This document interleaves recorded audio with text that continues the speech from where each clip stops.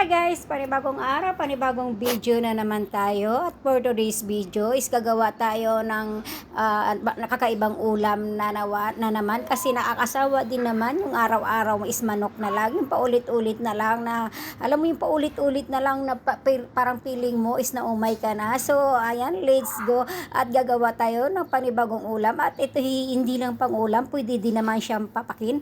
So ito ginawa lang natin is sardinas nga lamang. At ginawan lang natin ng konting twist dito yung ang ating gagawin dito is ginawan lang natin ng konting twist siya pa ulit-ulit pa nga.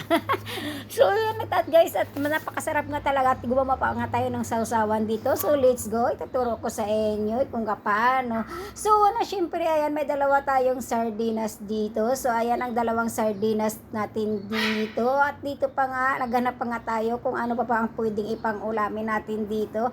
Sabi ko nga is okay na nga ito ang dalawang sardinas na lang siguro. So ayan, let's go at gagawin na natin ito. So ayan na nga yung ating dalawang sardinas. Syempre binuhos lang natin yan sa ating mangkok, at meron pa nga tayong dalawang itlog dyan. So syempre babasagin natin of course yung dalawang itlog, at tapos imikos-mikos natin yung dalawang itlog sa ating sardinas. So at yan na nga ito, pagkatapos nating imikos-mikos, at pagkatapos nating imikos-mikos dyan, so tsaka ulit-ulit pa nga, pasensya na. So ayan, mayroon tayong sibuyas dyan. Sibuyas nga dyan o onion, at meron tayo dyan na green leaves onion lang. So green leaves onion nga. So ayan, dahon ng sibuyas pa nga, at sibuyas nga lang yung ating ginawa dyan. At syempre, mikos-mikos na natin yan. At naglagay na rin pala ako dyan ng asin, paminta, at magic nor lang pala cubes ang nilagay ko dyan. Kasi wala namang magic sarap dito, kaya para-paraan na lang tayo kung paano tayo makapaglagay dyan ng ating mga sangkap-sangkap sa ating mga lutuin. At syempre pagkatapos, ayan, naglagay na tayo ng corn flour or harina ba yan? So ayan, naglagay na tayo ng corn flour dyan, 2 kutsara. So para maging sticky o maging thick na yung ating sardinas dyan. At of course, ayan, pwede din naman pala dito ko isilipat sa malaki. Naghirap ako dyan sa maliit. Pinahirapan ko pa yung sarili ko. Maglagay dyan, magmikos-mikos dyan sa maliit na mangkok. Kaya nilipat natin sa malaki. At syempre, naglagay na rin tayo dyan ng ating flour para mas lalo nga natin maganda nga yung pagmikos-mikos natin dyan. Kaya nilipat natin sa malaki. Kaya naglagay pa tayo ng flour dyan. At ito na nga, at mikos-mikosin nga natin. At pagkatapos nga, hanapin natin yung texture na thick na siya, medyo thick na siya. So at pagkatapos nga ng medyo thick na siya, so ayan na yung kanyang texture, at thick na nga siya. So ganyan lang ang textures na hinahanap natin, kaya pwede na natin yan iprito. At ito nga, meron tayo ditong mantikang pinakulo ang mantika dito. Gagamit lang tayo ng 2 kutsara. Syempre basahin natin ang mantika yan para hindi maging malagkit yung ating gagawin sa ating kutsara.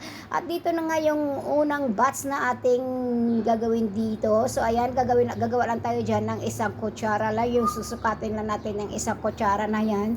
So tuloy-tuloy lang natin yan yung ating first batch hanggang sa maging ganap na nga. So ayan na nga yung ating pagkatapos ng first batch, at dito na nga tayo dito sa second batch.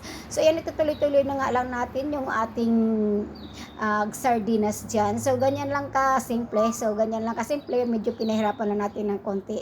At ito na nga, luto na nga yung ating ating sardinas dyan. So baliktarin lang natin yan, i-flip lang natin yan.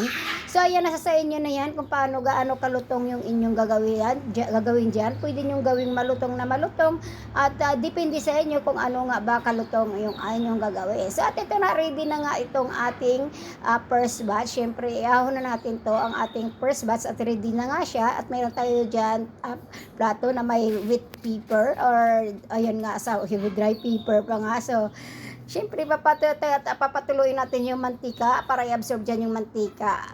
At ituloy na nga natin yung ating last batch o pangalawang batch o last batch dyan. So hanggang sa matapos, ganyan lang kasimple guys. Napakasimple itong ulam na ito, pero masarap at mapapaiba naman tayo sa ating uulamin for today's video. So at ito na nga lahat yung mga naluto kong ulam. So, ayan na nga at ready na siya. So, ayan, let's go at gumawa pa nga tayo dito ng sausawan. So, ayan yung ating sausawan o sampat o, di ba? So, hanggang dito na lang muna ang aking video for today. God bless and bye-bye. God bless sa ating lahat. Salamat sa panonood.